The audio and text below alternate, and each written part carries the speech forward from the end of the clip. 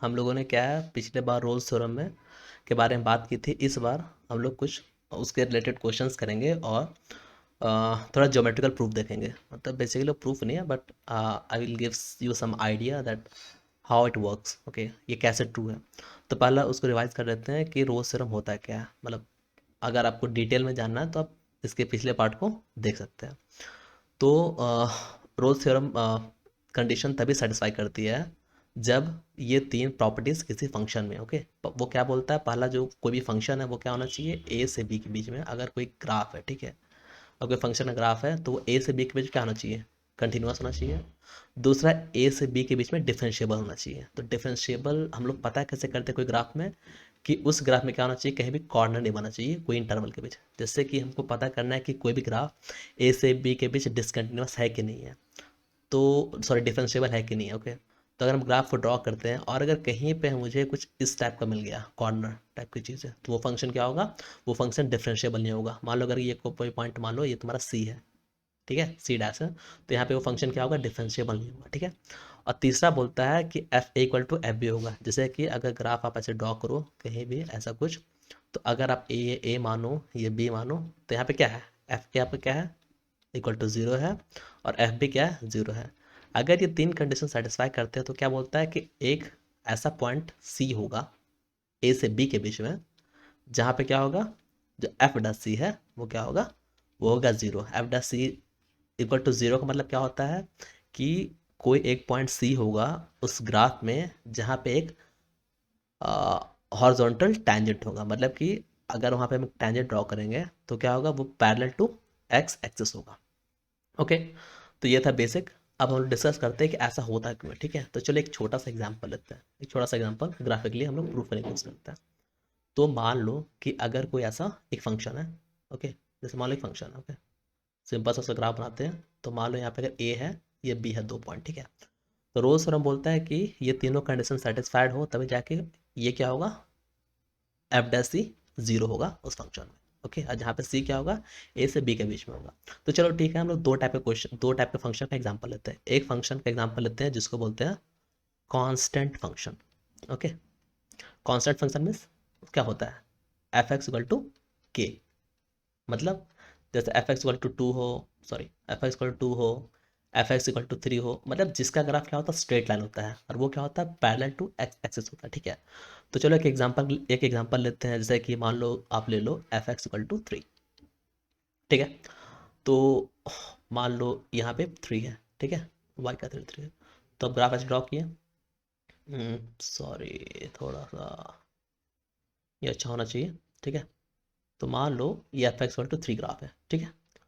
तो आप यहाँ पे ये देख सकते हो कि ए से बी के बीच में ये जो f x equal to three जो ग्राफ है, ठीक है, ये क्या है, ये पहला बात, ये कंटिन्यूस है। ओके, चूंकि कांस्टेंट फंक्शन जो है, कोई भी कांस्टेंट फंक्शन क्या होता है, कंटिन्यूस होता है, ठीक है, हमेशा थ्रू आउट। और दूसरा क्या होता है कि ये डिफरेंशिएबल भी है। क्यों डिफरेंशिएबल है, चूंकि आप इसके ग्राफ में देख सकते हो कहीं भी स्पाइक नहीं बन रहा है, कहीं भी कॉर्नर नहीं बन रहा है। और तीसरा, F A equal to F B है, श्योर है, F A equal to F B है। एफ ए का वैल्यू थ्री है और एफ बी का वैल्यू थ्री है, ठीक है, चूंकि F x equal to three है। अगर आप एफ ए रखोगे तो ये भी थ्री होगा, एफ बी रखोगे ये भी थ्री होगा।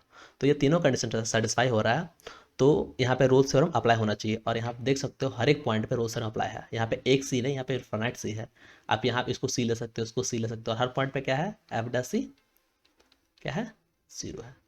तो हम लोगों ने ये देख लिया कि ये जो कांस्टेंट फंक्शन है ये क्या है, रोल्स थ्योरम को एप्लीकेबल करता है। ठीक है, अब हम लोग एग्जांपल दूसरा लेते हैं। हम लोग लेते हैं कि अगर मान लीजिए कांस्टेंट फंक्शन नहीं रहा, मान लो कोई भी कर्व रहा, ठीक है, कोई भी कर्व है, ठीक है।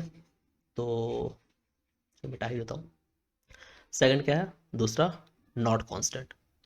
नॉट कांस्टेंट का मतलब क्या होता है कि वो फंक्शन एफ एक्स टू के नहीं है, बाकी कुछ भी हो सकता है, like sine x, cos x, x cube, x square, कुछ भी, ठीक है। तो चलो एक एग्जांपल लेते हैं, ठीक है। तो अगर मान लो हमारा ए पॉइंट यहाँ, बी पॉइंट यहाँ, ठीक है। तो अब देखना कि ये तीनों कंडीशन सेटिस्फाई करेगी, तो वो ऑब्वियस है कि वहाँ पे एफ डैश से आपको जीरो मिलेगा ही मिलेगा, ठीक है, एटलीस्ट एक मिलना ही मिलना है, ठीक है। तो चलो हम एक फंक्शन का ग्राफ ड्रॉ करते हैं जो कंटिन्यूस है ए के बीच में, ए से बी के बीच में।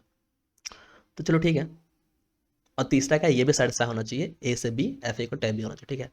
तो मान लो कोई ग्राफ है, कोई फंक्शन है, ठीक है, वो ए से स्टार्ट होता है, उसको बी तक जाना है, तो उसके पास तीन रास्ते हैं। एक रास्ता है वो सीधा ऐसे ड्रॉ हो, या फिर ये इंक्रीज हो, या फिर यहाँ से वो डिक्रीज हो, ठीक है। तो मान लो हम क्या करते हैं कि पहला कंडीशन, ये फर्स्ट कंडीशन लेते हैं, ठीक है, सीधा जा रहा हो, तो सीधा जाएगा, सीधा जाएगा, सीधा जाएगा, अगर ये बी पे मिल जाता है, तो अगर ऐसा कोई ग्राफ होगा तो ऑब्वियस है वो रोज थ्योरम को फॉलो करेगा, जो आप हर पॉइंट में देख सकते हो, एफ डैश से क्या होगा, जीरो होगा, ठीक है। अब चलो दूसरा केस लेते हैं, अगर मान लो इंक्रीज करेगा, तो चलो इंक्रीज करवा दिया, लेकिन जब इंक्रीज कर रहा है तो उसको बी तक आने के लिए डिक्रीज करना ही पड़ेगा, ठीक है। तो अगर मान लो यहाँ पे है, अब डिक्रीज करने के दो रास्ते हैं, ठीक है, या तो यहाँ पे ये सीधा ऐसे आ जाए, ठीक है, ऐसे अगर क्या होगा, यहाँ पे एक कॉर्नर बन रहा है, बट हम लोग एग्जाम्पल किसका ले रहे हैं, वैसे फंक्शन का ले रहे हैं जो फंक्शन डिफरेंशिएबल है, ठीक है। तो ये जो ग्राफ, कोई भी फंक्शन का जो ग्राफ होगा वो कभी ऐसा टर्न नहीं ले सकता, उसको ऐसे लेना ही पड़ेगा। और अगर वो ऐसे लेगा तो ऑब्वियस है कम से कम एक पॉइंट ऐसा आएगा जहाँ पे क्या होगा, वो हॉरिजॉन्टल टेंजेंट होगा। वैसे आप डिक्रीमेंट का देख सकते हो कि अगर ए से कोई फंक्शन ऐसा स्टार्ट हुआ, इंक्रीज कर डिक्रीज कर रहा है, ठीक है, तो उसको जब बी के पास जाना है तो भाई बी के पास को जाने के लिए इंक्रीज करना ही पड़ेगा, और इंक्रीज करने के दो रास्ते हैं, या तो ऐसे वो सीधा जाएगा, या तो फिर वो ऐसे टर्न होगा। तो जैसे वो टर्न होगा ऐसे नॉर्मल, जैसे झुकेगा, तो जैसे वहाँ पे क्या होगा, एक आपका हॉरिजॉन्टल टेंजेंट बनेगा। तो इस तरह हम ये ग्राफिकली, ठीक है, ये कोई ऐसा मतलब प्रूफ नहीं है, कोई सॉलिड प्रूफ नहीं है, ठीक है, इसका मैथमेटिकल प्रूफ आप हायर क्लास में देखोगे, जहाँ पे बहुत सारे थ्योरम्स को मिलके, मतलब दो तीन थ्योरम होते हैं, उसको मिलके इसको प्रूफ करते हैं। But I am trying to make you understand कि ये ग्राफिकली हम लोग कैसे समझ सकते हैं कि रोल्स थ्योरम ट्रू है कि नहीं है, ठीक है। तो आई थिंक आप लोगों को समझ में आ गया होगा। तो हम लोग क्या करते हैं, कुछ क्वेश्चंस करते हैं। तो ठीक है, हमारे पास दो एग्जांपल्स हैं, चलो करते हैं ऐसे ही छोटे क्वेश्चंस। तो पहले क्वेश्चन को सॉल्व करते हैं, ठीक है। तो जैसे क्या बोल रहा है फंक्शन, ये फंक्शन बोल रहा है F x equal to X square plus two X, ठीक है। Find all value of C in the interval -2 to 0 such that F dash is zero. मतलब कि ये क्वेश्चन बोल रहा है कि एक फंक्शन एफ एक्स दिया हुआ है, ठीक है, हमको पता करना है कि कितने सारे सी हो सकते हैं, कितने टाइप के ऐसे वैल्यू हो सकते हैं -2 से 0 के बीच में, जहाँ पे क्या होगा, एफ डैश से जीरो होगा, ठीक है। तो देखो ये चीज़ को आप मैनुअली आप ये चीज़ को मैनुअली तो नहीं कर सकते हो, मतलब आप हर एक वैल्यू को उठाओ -2 -1.999 करके आप चेक नहीं कर सकते हो, ठीक है।